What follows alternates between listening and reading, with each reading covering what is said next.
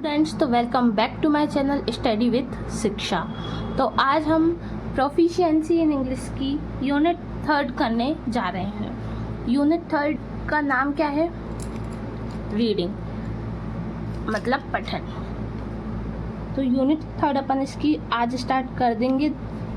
First unit और second unit पूरी complete हो चुकी है, तो आप उसका रिवीजन जारी रखें क्योंकि आपके एग्ज़ाम बस आने ही वाले हैं। तो हम इसके ब्लूप्रिंट की बात करते हैं। तो इस यूनिट से 6 मार्क्स के क्वेश्चन आते हैं। आपको ये तो पता ही होगा, प्रोफिशिएंसी इन इंग्लिश का पेपर 25 मार्क्स का होता है।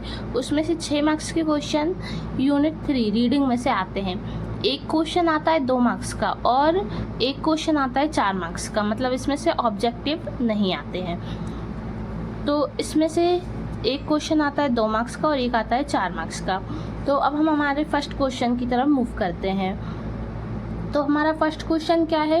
What is skimming? स्कीमिंग क्या होती है? What is skimming? तो skimming is a reading quickly to grasp the main ideas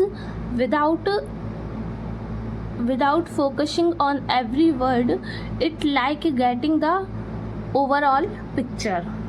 मतलब स्किमिंग वो होता है कि अपन जल्दी जल्दी से किसी भी चीज़ को पढ़ लें, एक नज़र डाल लें, जिससे कि अपन को ओवरऑल पिक्चर अपने माइंड में बैठ जाए, वो भी बहुत ही जल्दी, मतलब डीपली ना पढ़ने को ही स्किमिंग कहते हैं। आई बात समझ में? स्किमिंग क्या होती है? और एक स्कैनिंग होती है। स्कैनिंग मतलब बिल्कुल एक एक छोटे छोटे वर्ड का मीनिंग, अगर आपको कुछ नहीं आ रहा है तो वो समझना, उसे बोलते हैं स्कैनिंग। लेकिन स्कीमिंग के ऊपर ऊपर अपन को पढ़ लेना है, ज़्यादा डीप नॉलेज ना हो, बस अपन को ये पता चल जाए कि इसमें हुआ क्या है, तो उसी को अपन बोलते हैं स्कीमिंग। तो next, 2 reasons of retardation of reading. Reading के रिटार्डेशन मतलब रीडिंग के जो लो लेवल होता जा रहा है, उसका रीज़न क्या है? 2 रीज़न क्या है उसके? तो there are 2 reasons of retardation in English are given below. नीचे दिए गए हैं 2 रीजन रिटार्डेशन ऑफ इंग्लिश के। आपको पता ही है, थोड़ी सी 2 लाइन की थ्योरी हमें ज़रूर लिखना है, फिर अपन को पॉइंट स्टार्ट करना है। इस पर भी हमें बहुत मार्क्स मिल सकते हैं। तो फर्स्ट है डिफेक्टिव टेक्स्ट बुक। फर्स्ट है डिफेक्टिव टेक्स्ट बुक। तो there are lot of printing mistake in the text book. Text book में लॉट ऑफ प्रिंटिंग मिस्टेक मतलब जो अपन प्रिंट होता है उसमें काफ़ी सारी मिस्टेक्स निकल जाती हैं, उसके कारण हमारे रीडिंग को इफ़ेक्ट करता है वो। सेकंड क्या है? Imperfect teacher. इम्परफेक्ट टीचर्स के कारण भी reading needs correct pronunciation. Reading को ज़रूरत होती है करेक्ट प्रोनाउंसिएशन की, पर कई टीचर्स ही ऐसे लोग होते हैं जो सही प्रोनाउंसिएशन नहीं करते, तो स्टूडेंट कैसे करेंगे? इसलिए इम्परफेक्ट टीचर्स के कारण भी हमारी जो रीडिंग है वो नीचे की तरफ गिर रही है। Method of teaching reading. Methods of teaching reading. Reading के लिए क्या क्या मेथड्स हैं रीडिंग पढ़ाने के लिए? तो the methods of teaching reading are as follows. तो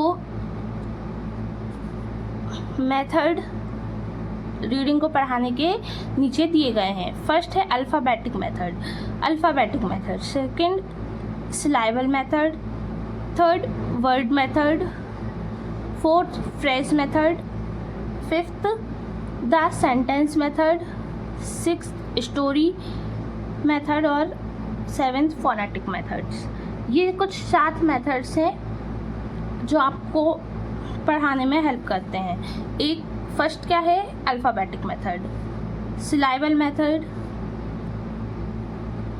the word method, the phrase method, the sentence method, the story method, the phonetic method. तो इन सबको आपको याद रखना है। आप अगर ये आपके 4 मार्क्स में आ जाता है तो आप इसमें थोड़ा थोड़ा अंदर अपने मन से लिख सकते हैं पॉइंट, लेकिन आपको बिल्कुल याद रखना है। पॉइंट अच्छे से याद रखें और फिर अगर ज़्यादा मार्क्स का आए तो आप इसमें लिख सकते हैं, थोड़ी थोड़ी 2-2 लाइन लिख देंगे तो आपके अच्छे मार्क्स 4 मार्क्स आपको मिल जाएंगे। अगर आप 7 पॉइंट लिखेंगे तो 4 मार्क्स तो मिल ही जाएंगे। ठीक है, नेक्स्ट क्वेश्चन हमारा है advantage of extensive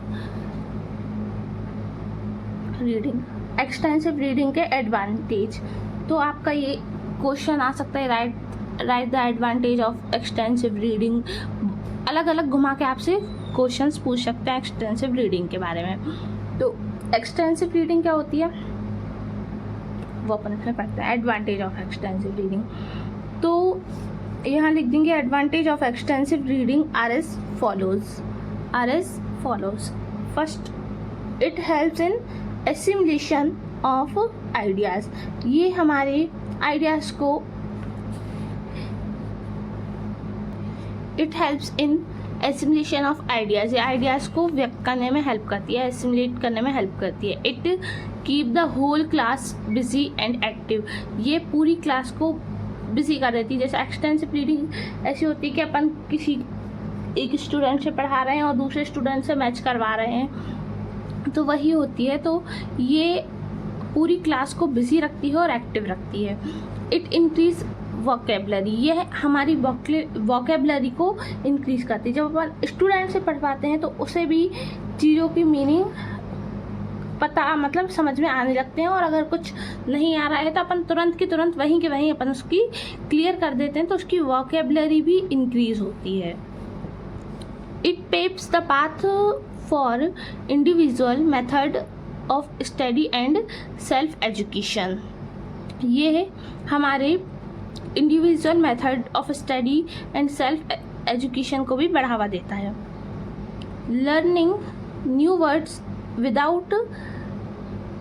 without even trying hard, ये न्यू वर्ड्स को हमारे पास इकट्ठा करता है विदाउट इवन ट्राइंग हार्ड, ज़्यादा मेहनत किए बिना हमारे पास न्यू वर्ड्स कलेक्ट हो जाते हैं इसमें, अगर अपन एक्सटेंसिव रीडिंग कराते हैं क्लासरूम में। तो maybe even help you write better too, ये हमें लिखने में भी मदद करता है। Maybe even help you write better too, मतलब ये हमें लिखने में भी और ही अच्छे से मदद करता है।